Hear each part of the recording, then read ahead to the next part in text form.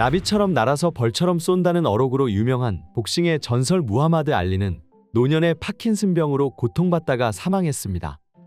파킨슨병에 걸린 무하마드 알리는 손과 발을 덜덜 떨었고 행동이 느려지며 말이 어눌해지는 증상을 보였습니다.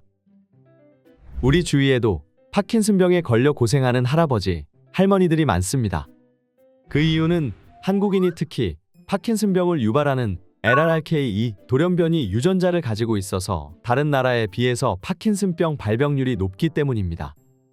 이렇게 우리 주위에서 흔히 볼 수 있는 파킨슨병이 발병하는 이유는 무엇이며 어떻게 치료해야 할까요?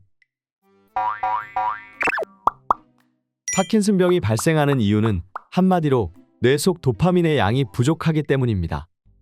도파민은 뇌에 있는 신경세포인 뉴런이 사용하는 신경전달물질의 한 종류로서 도파민은 우리 신체의 동작을 정확하게 조정하고 주변 상황을 인지하는 데 사용됩니다. 이러한 도파민의 역할로 미루어 볼 때 행동이 부정확해지고 말이 어눌해지는 파킨슨병의 증상과 일치하는 것을 알 수 있습니다. 그렇다면 이렇게 중요한 역할을 하는 도파민이 왜 부족해지는 걸까요? 뇌의 세포막에는 다양한 종류의 단백질들이 있습니다. 이 단백질 중 하나가 돌연변이를 일으켜 이상한 모양으로 꼬이게 되며 이 이상한 모양의 이름을 베타-쉬트 구조라고 합니다. 베타-쉬트 구조의 단백질은 일렬로 가지런하게 놓인 상태가 되며 주위에 있는 베타-쉬트 구조를 가진 다른 단백질들을 끌어들여서 뭉치게 됩니다. 베타-쉬트 구조는 일렬로 쭉 펴진 상태이기 때문에 다른 단백질들과 빈틈없이 끈끈하게 결합하므로 우리 몸의 면역체계가 이를 제거하기 힘듭니다. 이 단백질의 이름이 알파-시누클레인이고 알파-시누클레인이 뭉쳐진 구조를 루이소체라고 부릅니다. 이 루이소체가 우리 몸에서 도파민을 생성하는 부위인 중뇌의 흑색질에 쌓이게 되면서 도파민이 제대로 생성되지 않아서 파킨슨병에 걸리게 되는 것입니다. 루이소체는 뇌의 가장 바닥 부위인 뇌간에 먼저 쌓이기 시작해서 뇌세포를 파괴하며 점점 범위를 넓혀 나가다가 중뇌의 흑색질이라는 곳까지 도달합니다. 중뇌의 흑색질은 도파민을 생성하는 곳인데 루이소체가 쌓이며 중뇌 흑색질이 60% 정도 파괴되면 파킨슨병의 증상이 나타나게 됩니다. 도파민은 신체 동작을 정확하게 조정하고 주변 상황을 인지하는 데 사용되므로 도파민의 생성이 70% 이하로 떨어지면 우리가 평소에 아무 생각 없이 하던 동작들이 힘들어지기 시작합니다.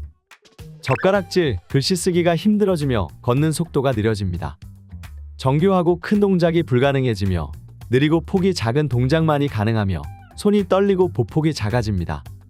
얼굴 표정 또한 없어지며 목소리가 작아지고 인지 능력이 떨어져 우울증과 치매의 원인이 됩니다. 이렇게 무서운 파킨슨병은 어떻게 치료해야 할까요? 파킨슨병의 발생 원인이 중뇌 흑색질이 파괴되어 도파민이 분비되지 않는 것이므로 도파민을 주사로 주입하면 됩니다. 그러나 이렇게 쉽게 치료되는 것이라면 파킨슨병은 불치병이 아닐 것입니다. 뇌에 아무 물질이나 들어가면 안 되므로 뇌에는 뇌혈관 장벽이라는 것이 있고 이것을 BBB라고 부릅니다. 도파민은 크기가 큰 물질이므로 뇌의 BBB를 통과하지 못해 아무리 주사하더라도 도파민이 뇌까지 도달하지 못합니다. 그렇다면 어떻게 BBB를 뚫고 도파민을 뇌 안으로 전달할 수 있을까요? 현재 가장 널리 사용되고 있는 파킨슨병 치료제인 레보도파가 이 문제를 해결했습니다. 레보도파는 도파민을 만드는 재료이기 때문에 크기가 작아서 BBB를 통과해 뇌까지 도달할 수 있습니다. 그러나 또 한 가지 문제가 남아 있습니다. 레보도파를 그냥 몸에 주사한다면 우리 몸에 존재하는 DDC라는 효소에 의해 주사하자마자 도파민으로 변해버려 뇌에 도달하지 않습니다. 이 문제는 또 어떻게 해결해야 할까요? 과학자들은 이 문제 또한 해결해냈습니다. 레보도파만 주사하면 DDC에 의해 뇌에 도달하기도 전에 도파민으로 변해버리므로 칼디도파라는 물질을 함께 투여하는 것입니다. 칼디도파는 DDC의 활동을 방해하는 물질으로 DDC의 활성을 막고 레보도파를 안전하게 뇌까지 도달하게 하는 호위무사 역할을 합니다. 안전하게 뇌까지 도달한 레보도파는 BBB를 뚫고 뇌 안으로 들어가 뇌 안에서 도파민으로 변해 파킨슨병을 치료하게 됩니다.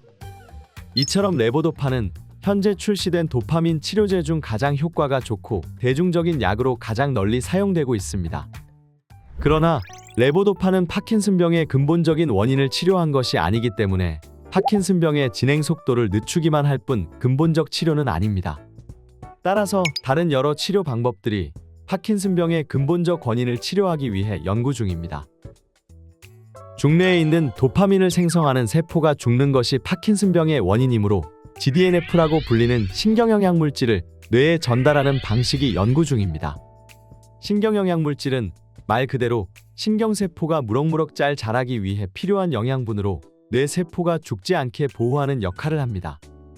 만약 루이소체가 많이 쌓여 뉴런이 이미 죽어버렸다면 줄기세포를 이용해 뉴런을 새로 재생하여 죽어버린 뉴런을 대체하는 줄기세포 연구도 진행 중에 있습니다.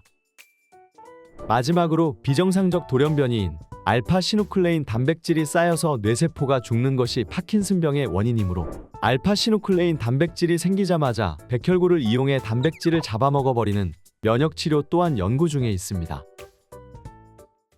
이렇게 한국인에게 특히 많이 발생하는 파킨슨병의 발생 원인과 그 치료 방법에 대해서 알아봤습니다.